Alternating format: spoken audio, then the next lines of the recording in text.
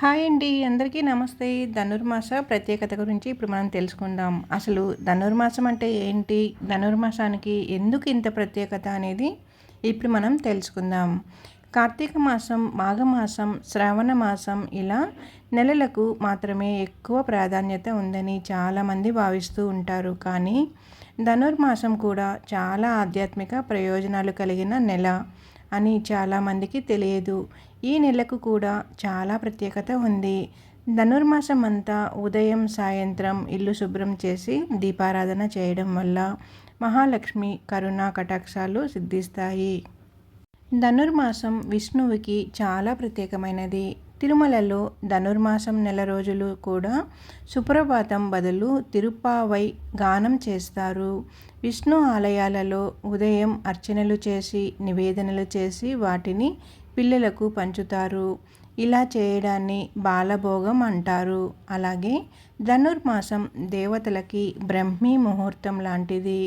ఈ మకర కర్కాటక సంక్రాంతులలో స్నానాలు, దానాలు, హోమాలు, అలాగే వ్రతాలు, పూజలు చేయడం వల్ల చాలా మంచి జరుగుతుంది. ధనుర్మాసం వచ్చిందంటేనే ఆలయాలలో పండుగ వాతావరణం నెలకొంటుంది. విష్ణుమూర్తికి ప్రీతికరమైన మాసం కావడం వల్ల వైష్ణవులు ధనుర్మాస వ్రతం ఆచరిస్తారు.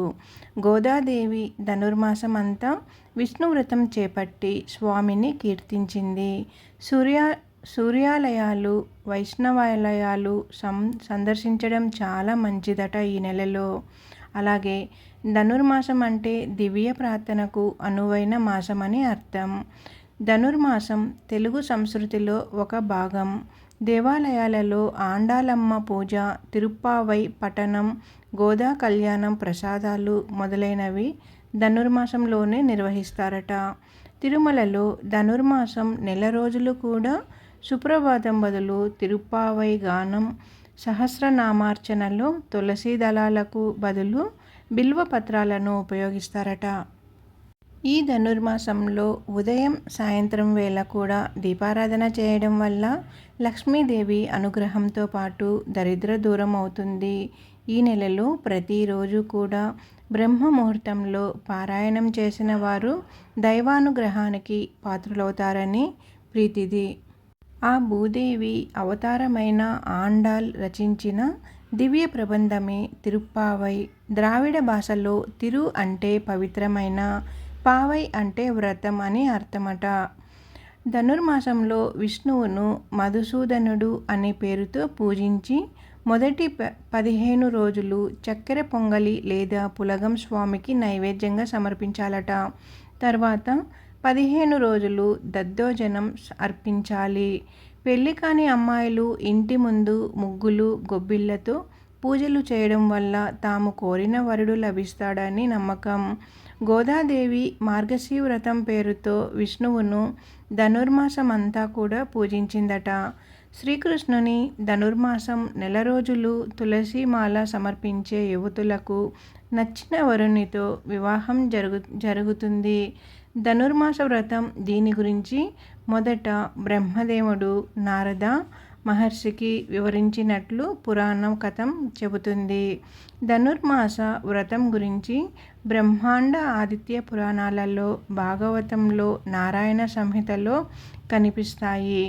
ఈ వ్రతం ఆచరించాలనుకునే వాళ్ళు తమ స్తోమతను బట్టి విష్ణు ప్రతిమని చేయించి పూజించాలి.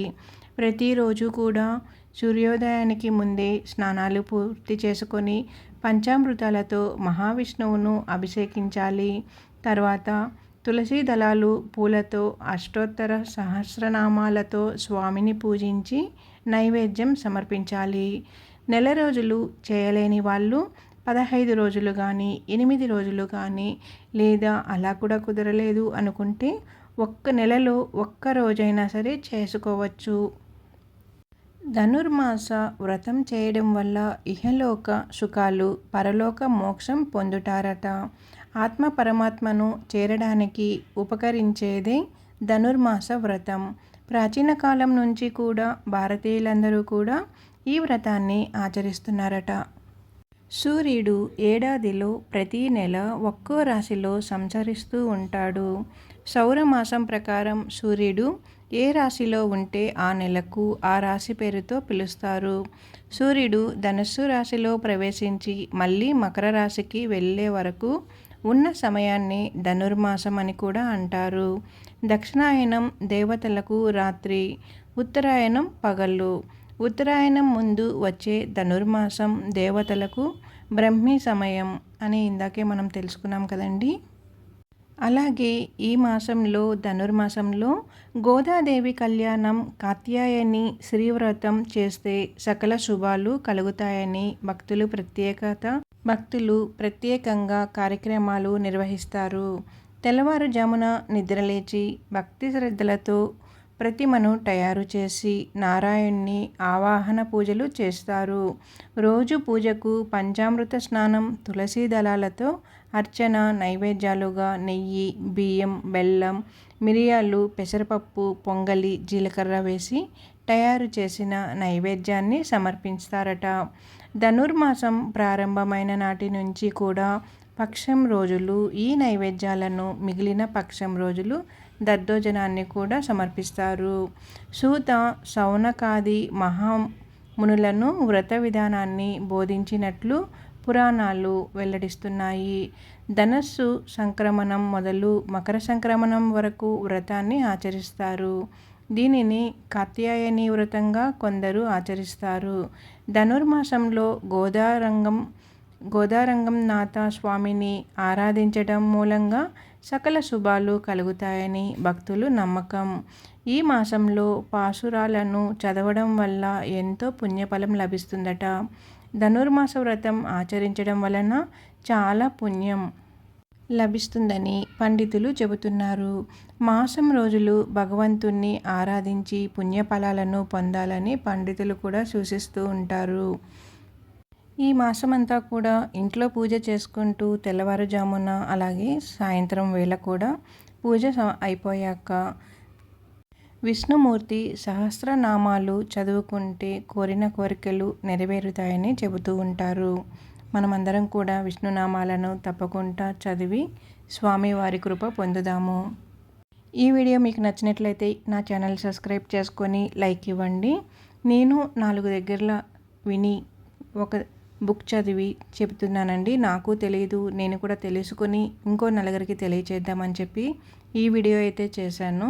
మీకు అందరికీ నచ్చి ఉంటుందని అనుకుంటున్నాను. నా ఛానల్ సబ్స్క్రైబ్ చేసుకొని లైక్ ఇవ్వండి. ఓం విష్ణుదేవాయ నమః. ఓం విష్ణుదేవాయ నమః.